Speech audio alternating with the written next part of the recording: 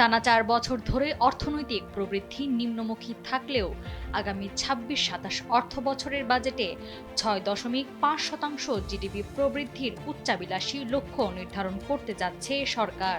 অথচ প্রবৃদ্ধির সাম্প্রতিক ধারা, অর্থনীতির ভেতরে দুর্বলতা এবং আন্তর্জাতিক দাতা সংস্থাগুলোর সতর্কতা বার্তা ভিন্ন বাস্তবতার ইঙ্গিত দিচ্ছে। তাদের পূর্বাভাস বলছে আগামী ২ বছরেও বাংলাদেশ এই নিম্ন প্রবৃদ্ধির চক্রে আটকা থাকতে পারে। উচ্চ মূল্যস্ফীতি, ডলার সংকট, দুর্বল ব্যাংকিং খাত, স্থবির বেসরকারি বিনিয়োগ ও মন্থর শিল্প উৎপাদনের চাপে অর্থনীতি যখন দীর্ঘস্থায়ী ধীরগতির বাস্তবতার মুখোমুখি, ঠিক সেই সময়ে ১১ জুন নতুন সরকারের প্রথম বাজেট উপস্থাপন করা হবে।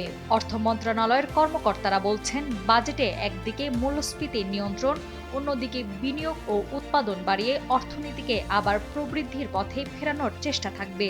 তবে অর্থনীতিবিদদের প্রশ্ন, উচ্চ মূল্যস্ফীতির মধ্যেই কিভাবে উচ্চ প্রবৃদ্ধি অর্জন সম্ভব?